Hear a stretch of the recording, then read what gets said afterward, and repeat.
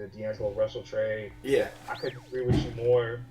I just feel like, I just think what happened was with D'Angelo Russell, just throw that thing with Nick Young out, let's just stick with basketball. I felt like that third game of the season of last year when he balled out, I think he hit the game winner. Who was that, against the Rockets early in the season? And he was like, "This is my team." I remember I was on national TV. "This is my team." Kobe said, "This is my team." I was like, okay, so D'Angelo Russell's here. He couldn't live up to that afterwards. I think that was one of the big things. And you have LeVar Ball, who was basically grooming the media to let them know, my son will be in that spot next year, guaranteed, pretty much, and he can handle it. Like, D'Angelo Russell can't handle it because he's so inconsistent. But yeah, I think the Lakers are now, they're going to be the it team. The Clippers are null and void. They're not even going to make the playoffs next year. So the Lakers, they're going to go back to that era where people are going to want to play for them because of this exciting new energy. You got the Clippers are, allegedly looking for a new place to play. Did you hear about that? They want to build an arena, I think, somewhere in Inglewood. Oh yeah. Well, see, the Clippers want to come to Inglewood. And oh damn, my dog is tripping. He's scratching on the door because of these fireworks. I'm sorry, the fireworks are going off, and my dog's going crazy because I have one dog in, but my other dog, he's a German Shepherd. So it's two girls, and so every time the fireworks go off, my dog is like scratching at the door. The irony that Brother Eddie has a dog that's genetically predisposed to hate black people is so fucking funny. Yeah, scratching at the door. I'm like, that is classic. Yeah, but look, that is classic. No, but they're looking to buy an arena in Inglewood. Okay, it's not too far from where the stadium's going to be built. They're going to build it basically right across the street from where that new arena is going to be at, on Prairie and Prairie and Century. So this is happening then. Oh, it's going. They already, I think it has to go through the city where they approve it, and they have to render a drawing, whatever, and it has to get approved by the city of Inglewood to where they can start building it. Because the Forum's already over there, but the Forum is used as a place for concerts. So this is going to be in the same area, but like I said, I'm waiting to see. I'm waiting to see if it's going to go through, but the Clippers are going through with that. And as far as D'Angelo Russell goes, D'Angelo Russell was a player where I think the fans had high hopes, and I think that the organization had high hopes, but unfortunately, whether it was through the coaches, through the coach change, through the these M80s and everything, through the coach change, through the brass, through the whatever. It's dog scratching, kicking like a damn zombie. Okay, whether it was whatever it was, it just didn't work. Okay, the Nick Young situation was kind of like the cherry on top, and once that Nick Young situation happened, it seemed like it kind of messed up the chemistry, and his game he had games here and there, but there was never no consistency on his part. So the only thing I didn't like about Nick Young, and I'm not speaking, I don't like the Lakers, I'm a Warriors fan. Yeah. But I just didn't like, it's like what Brandon Ingram said after rookie sophomore challenge. He said, he jokingly said it, but he looked at him with some truth. He doesn't pass. Like, I feel like if he passed the ball a little bit more, he holds onto the ball a little too much during the 24-second shot clock. Whether they're running a half-court set or they're in transition, he's somewhat of a selfish player at times where he shouldn't be selfish. And I think going to the Nets he's going to ball out and score points, but I'm like, he has the potential to be like the next Chris Paul if he wanted to. Oh, I think he has the potential to be the next Darren Williams. You know, I mean, when Darren Williams was in his prime, I'm not talking about like Darren Williams now, but I'm saying when Darren Williams was in his prime and Utah Jazz, I'm talking about when he was better than CP3 type good. He has a type of game where he could be that. But the problem with D'Angelo Russell was he is not a fast break point guard. And I think the Lakers were looking for a Golden State type of.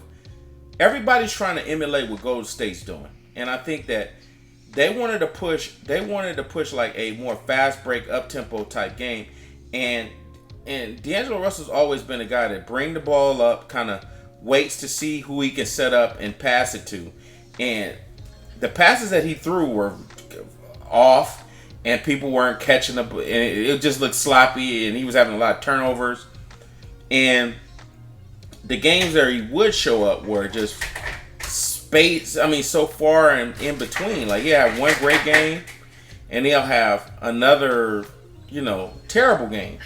And then he'll have 2 decent games, and then he'll have one good game. And then he'll have one awful game, and then he'll have a great game.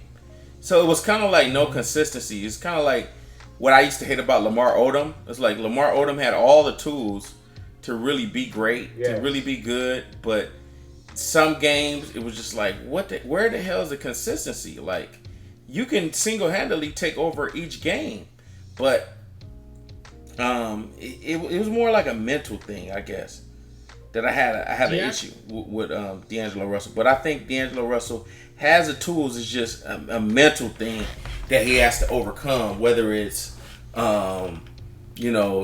I guess what you would call entitlement, feeling like I've been drafted second and you guys kind of owe me the respect when I come on the court to let me, show you who I am and ice in my veins.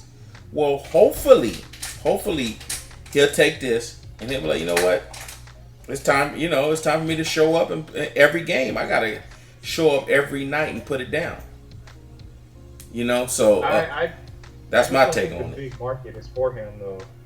I think, LA big market, now you're going to Brooklyn. I feel like for him to humble himself, even though the Nets suck, I wish he was in a smaller market because that's what he needs. He just needs, I just think, the allure of LA, he couldn't, like I said, Lonzo Ball is built for this. LeVar Ball has been groomed. Oh, yeah, he groomed that boy. He groomed that boy, yeah. So he knows what he was doing. He knew, everybody knew the Lakers was going to pick him. There was no way that they wasn't. I'm excited to see what this, what the rookie class is going to be like. I'm really excited to see what the Sixers are going to do, what the Celtics are going to do with Jaylen Brown's second year. With their, also excited about, so. But the thing is with the. And with the finals, we won our second. I wasn't even. It's like you're supposed to win. You got out of the top 10 players, you got 4 of them. You're supposed to win. It's like whatever. For me, the first title was like, it was just like, whatever. I really don't care, But it's funny because everybody is now jockeying for position. Like, okay, this is what we got to do. We got to follow Golden State formula. It's like, yeah, but these guys have been playing with each other for a while now, for 3-4 years, and you just added Kevin Durant.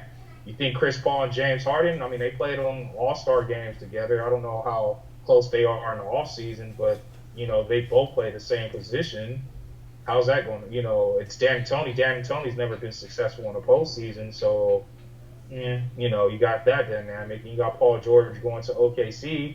Well, shit, if Westbrook couldn't win with Kevin Durant, what makes you think he's going to win with Paul George? Yeah. So yeah, it's fun, but the Raptors, they kept everybody. Ibaka and Mari signed. So it's just we already know that for the West, it's for the next couple of years, it's gonna be the Warriors or the Spurs, and the Chaps will be battling for the supremacy, and then on the East, it's just going to be LeBron. LeBron is 3 for 8 in finals now, so. I don't know if he loses one more, people are really going to start questioning his legacy now. Oh yeah. He put this team together. Like, people can argue if you're the biggest LeBron fan, and LeBron's great, I just don't like him because of the flopping. That's the only reason why I don't like LeBron. Yeah, big, he flopping. Like Steph Curry shot, you doing the muscle stuff. Like, he's big flopping, but great player, good guy off the court, smart player. But you put this team together. Yeah, my thing is I love LeBron James, and I think that in a couple years he might be a Laker. That's the going thing. I don't know if he's going to be a Laker. The thing is, it's too soon. You see, in 1 year, many things can change. Injuries. An injury can just change everything. Let's just say Paul George has a catastrophic injury. That could change everything. So, another, a trade happens where somebody comes to another team. That could change everything. So, we have to see this. This is a very interesting year because the West is heavy as far as all the All-Stars. It's not even balanced. You got like 13 All-Stars on one side of the top 14. The top 13 or top 14. 13 of them are on the West, and one are on the East. And I would say probably Carmelo's number 15 or whatever. But he can end up a Cavs. You never know. Yeah. So there he's with the situation with Carmelo Anthony is he's trying to get a buyout. Okay, he's trying to get a buyout, but the management and the ownership is like, hell no. You think we about to just buy you out? No, dude. Like, check it out. This is how it's gonna go. We're gonna trade you because you get more value from a trade than a buyout. If you had an opportunity to put somebody on the market and see what they're worth and what you can get for it, you would rather do that than having somebody say, "Look, I'll pay you. We'll kind of just, see." A buyout is like a last resort. So that's why the New York Knicks are like, I'm not so sure about doing a buyout. Let's try to see what you're worth out here in the market. But see, Carmelo has a no trade clause. See, if Carmelo decides that the trade is not worthy of him going, let's just say they trade him to the Charlotte Hornets. That's just a worst case scenario. He could say, hell no, I'm not going to no Charlotte Hornets, right? Or they trade him to Chicago Bulls. He can say, yeah or no. He can decide whether the trade is good or not. He has too much power.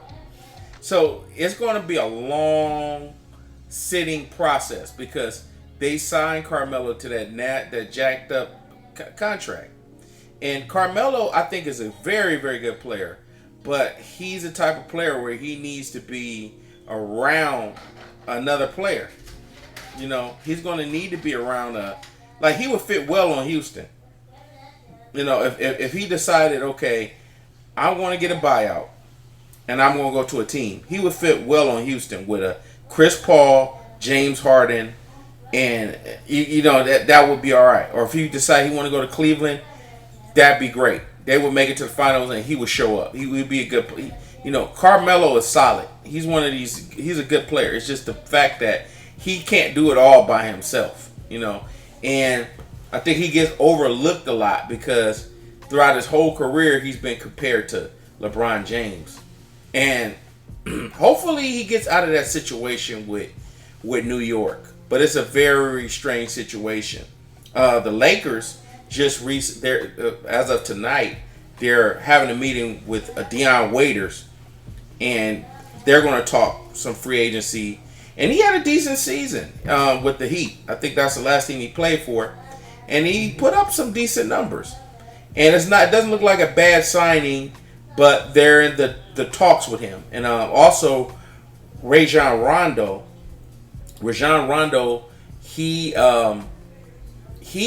his people reached out to Pelinka, and that's the general manager for the Lakers, and they had some conversations, and the Lakers are taking a serious look at Rajon Rondo.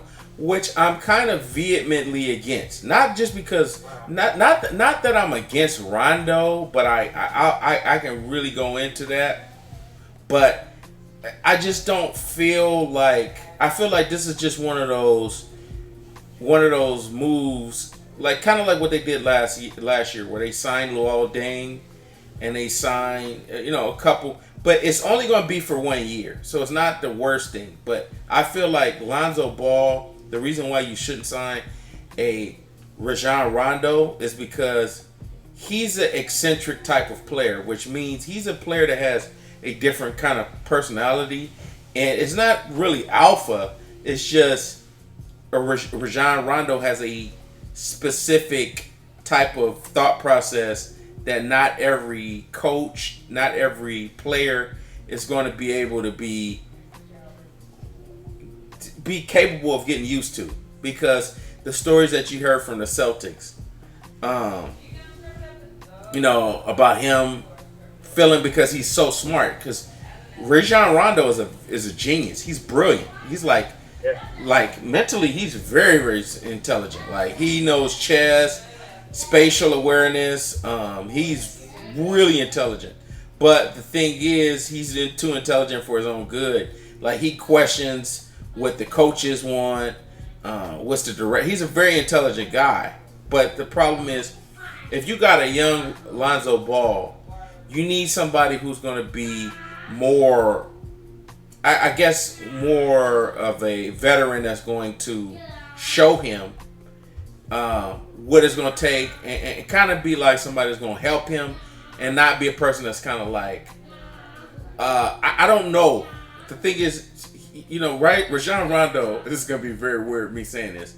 Rajon Rondo's like a box of chocolates. You just don't know what the hell you're going to get. That's just the bottom line. Like, I don't know what he's going to be. You know what I'm saying? I can say he can be this way, but I don't know. See, according to history, he's been not a great person, right?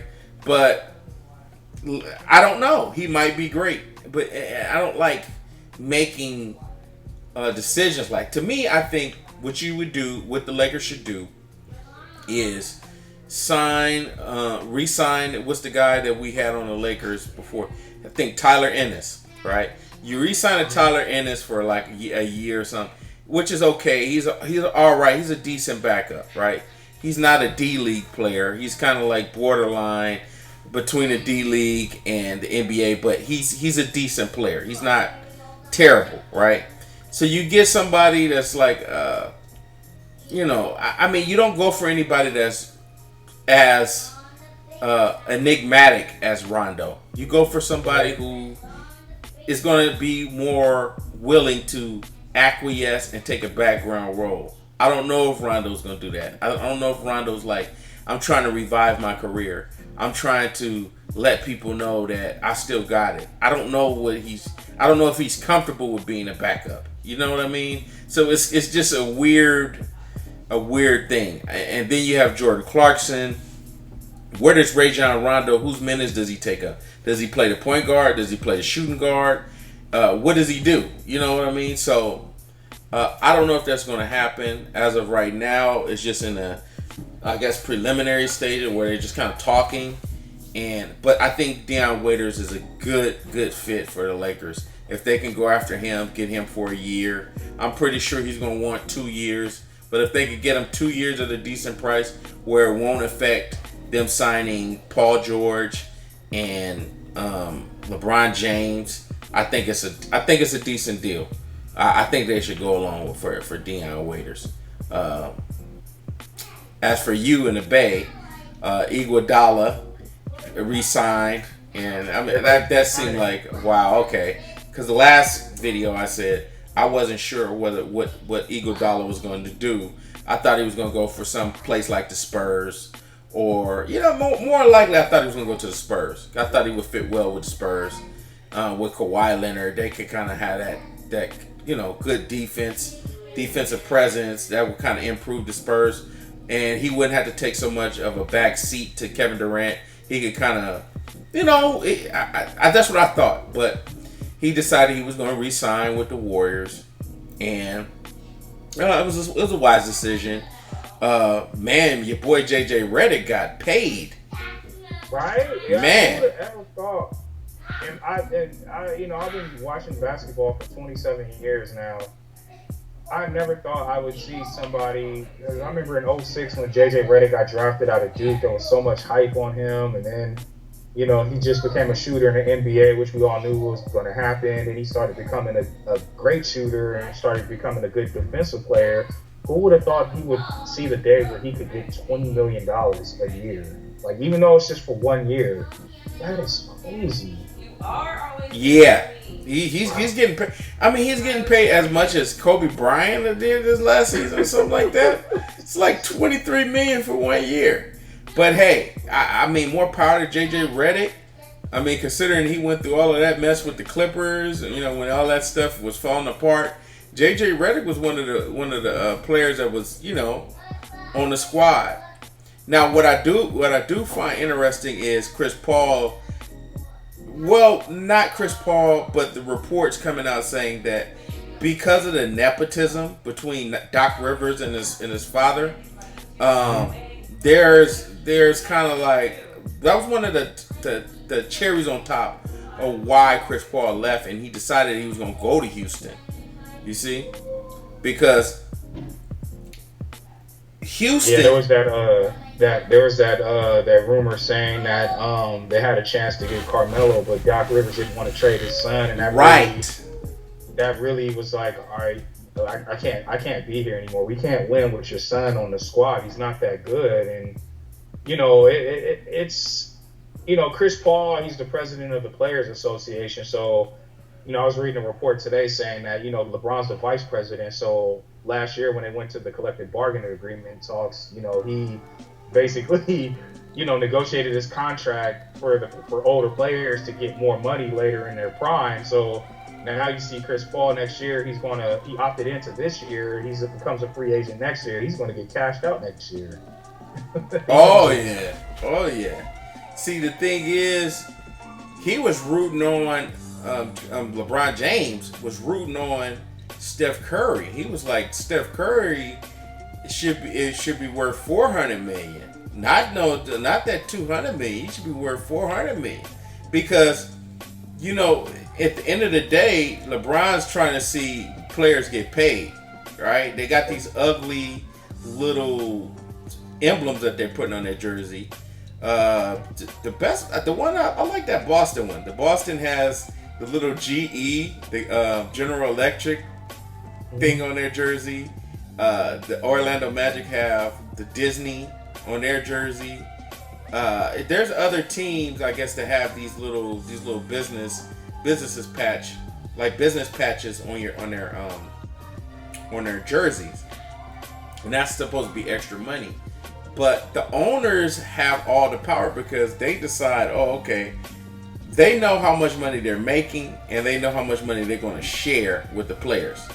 So that's what that whole thing with LeBron putting out a tweet talking about, hey, he should be getting more worth $400 million because he knows that the NBA as a league are getting paid. It's not like how the NBA is in a different state. There's so many superstars now. There's so many superstars. Like the NBA, Kobe Bryant was right when he retired. He said, "Man, the NBA is in a great place right now. Now that he's gone, he's like, man, it used to be a thing where it was like, okay, the best player in the league was Jordan, right? And then Jordan left, right? And the best player in the league after Jordan left was Shaq. I mean, Shaq just dominated, right? And then after Shaq retired or whatever, or was gone, it was Kobe, right? And during the point with Kobe, that's when you saw LeBron start to rise. Like, oh my God, LeBron is just incredible as far as his game. He's incredible. So then after Kobe left, it's like LeBron has this thing. And now that LeBron's leaving, you see there's like it's like a war. It's like a battle between. I would give it to Steph Curry. I would say after LeBron is Steph Curry because just the media, the hype, and all of that. But I would argue that there's a war going on between the Kawhi Leonards and the Russell Westbrooks of the world that are like fighting for that next. You know what I'm trying to say? They're fighting for that spot of being the top guy. You know, of being the next, that next level talent. I'm talking about up there with LeBron and Steph Curry. I say there's like a war between Russell Westbrook and Kawhi Leonard. Like those two guys to me are like, wow. I mean, their game. I throw James Harden in there too. Yeah, James Harden. He had a hell of a season. He was incredible. I wonder if he can keep it up next season. I think he had an incredible season. I think he's definitely going towards a Hall of Fame. He's a Hall of Fame talent player.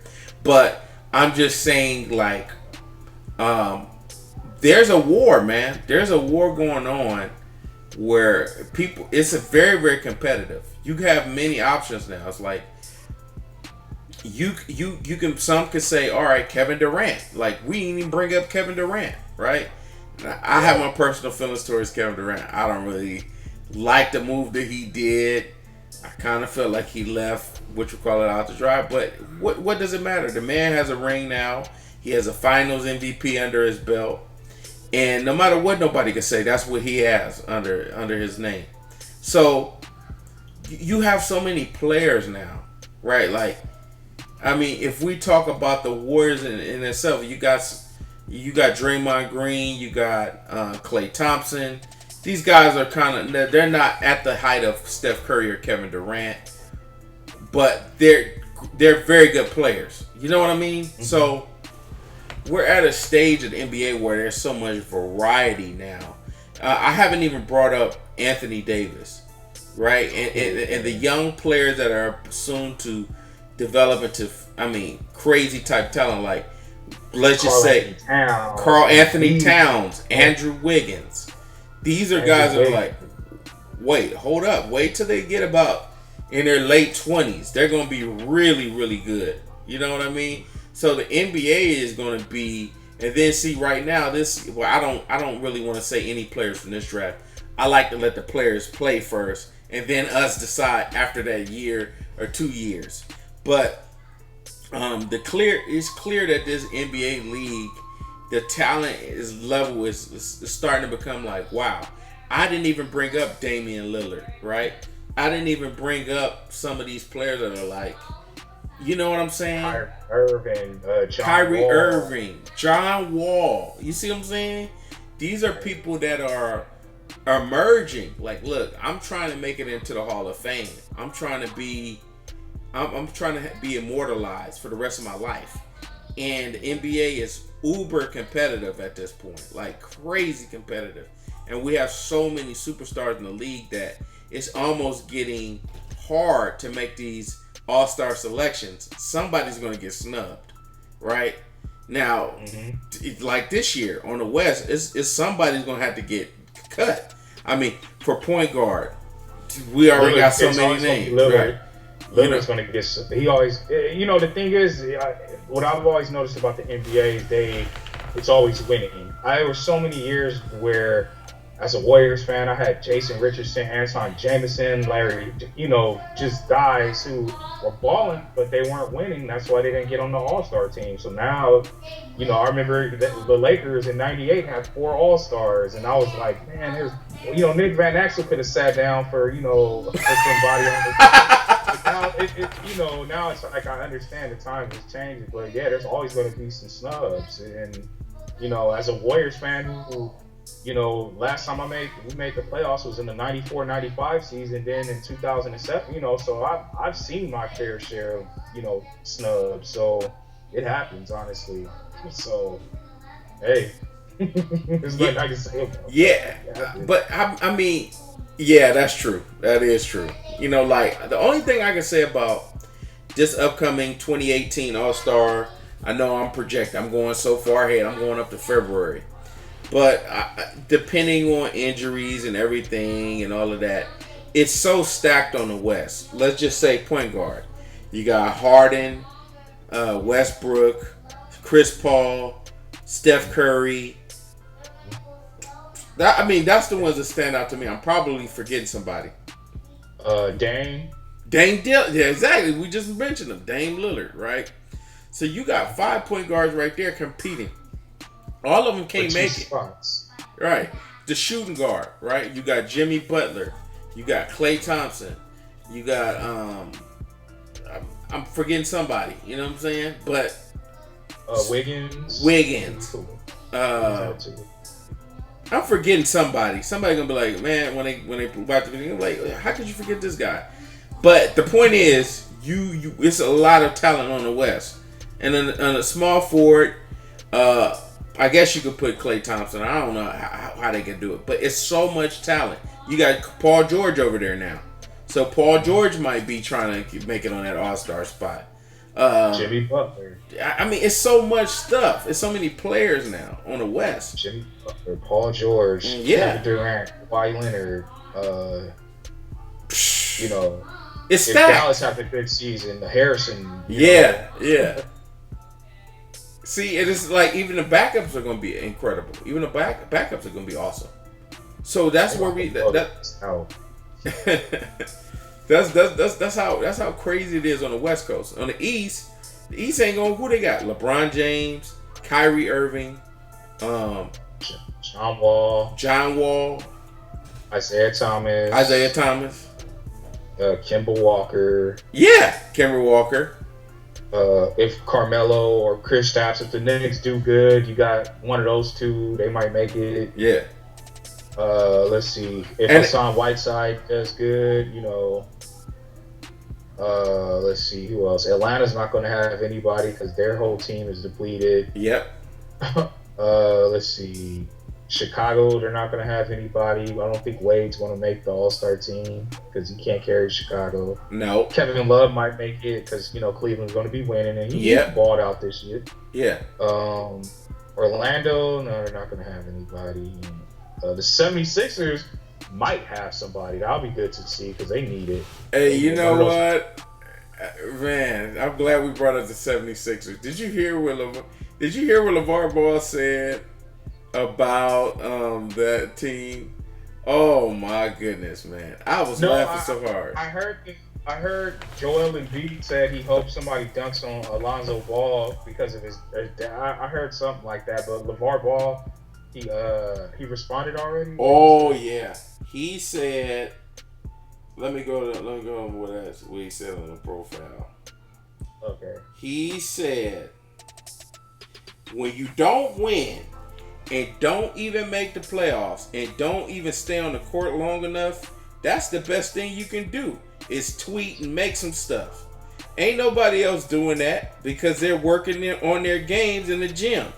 These guys ain't played a game. Always hurt and at the bottom of the totem pole. So guess what? Get your asses off the goddamn tweeter and get in the gym, LeVar Ball. You know, right. So I mean, I hate to say it, he's right though. I mean, this new age generation has a funny way of trash talking. It's like, okay, Joel Embiid, you're going to be great, but you have to sit out 2 years before you even step foot on the court, and you tore your meniscus.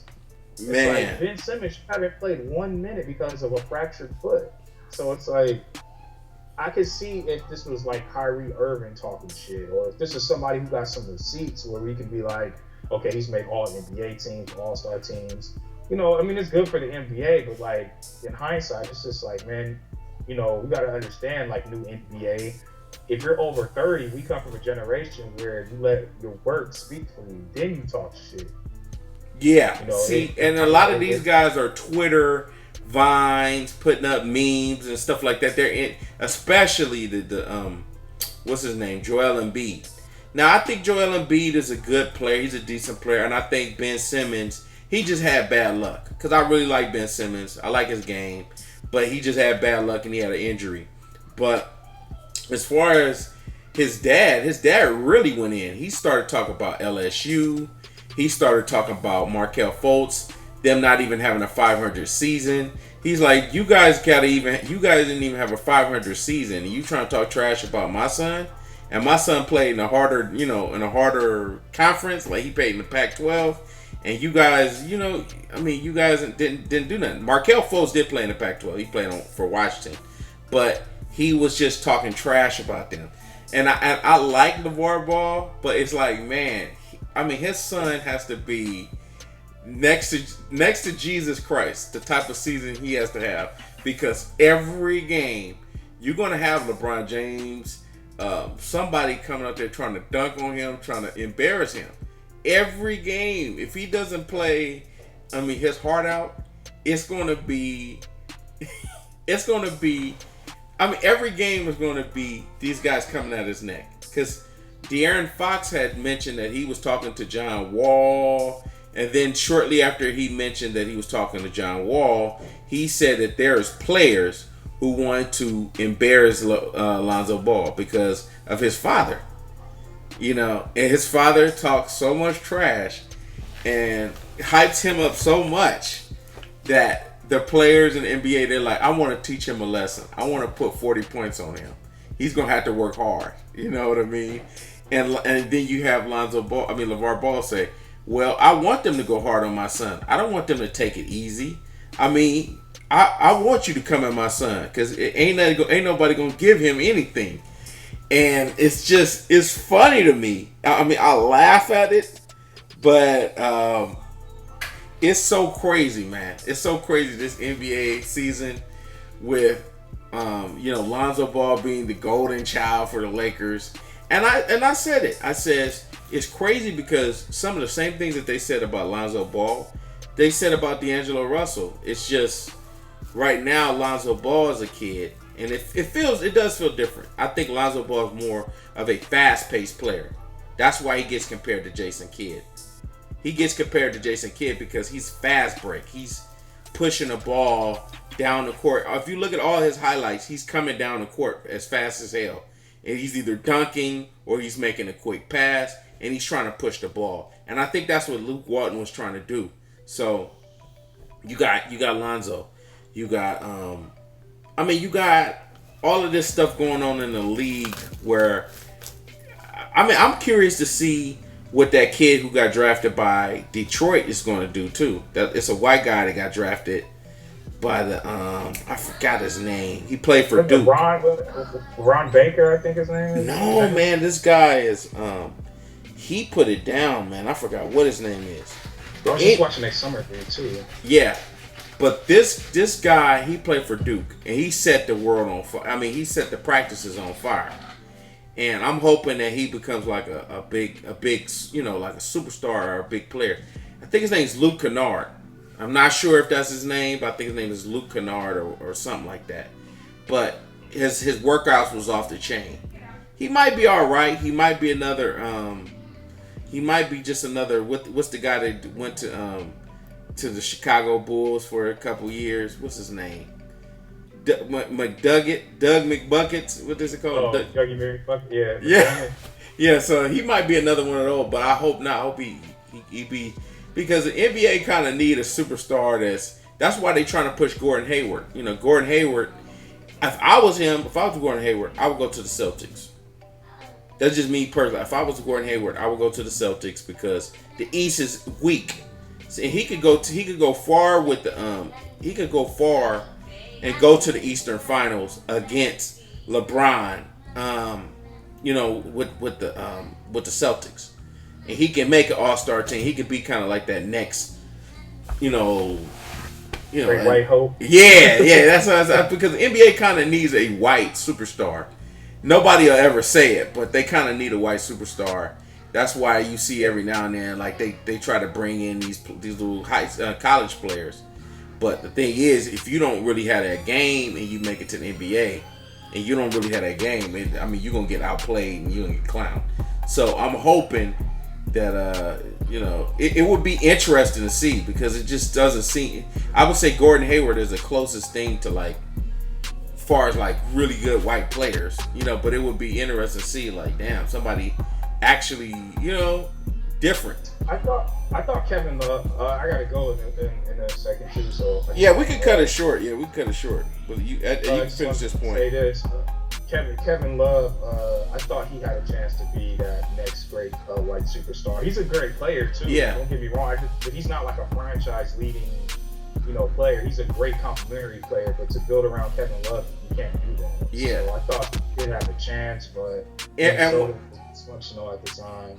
And when I say that, I think we're talking about American-born white. Yeah, not Dirk. Yeah, because not Dirk Nowitzki or Kristaps Porzingis, because you had you know what I'm saying, every now and then you had these European stars, Paul Gasol, or so I'm talking about real, like a real American-born superstar that's white. I think Kevin Love was that guy, but he I don't know. I don't know what to say. It's kind of like he was a man, but he's good. He's a good player. I don't want to say he's a clown or anything like that. He's a good player, but I just thought that for sure he was Hall of Fame bound when he was hitting us 30 points or 20 rebounds. Or we had that crazy game, you know what I mean? But, I ain't going to hold you up too long. I think that pretty much sums everything up. Had a good little NBA talk. My man Tareau Barron. You can go ahead and introduce you. Give you a little thing where people can catch you at.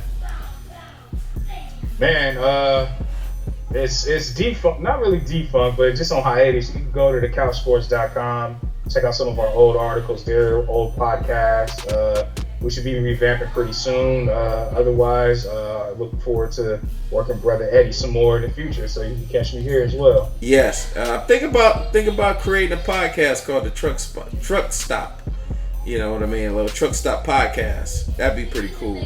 Like a garbage. Man, What you think about that?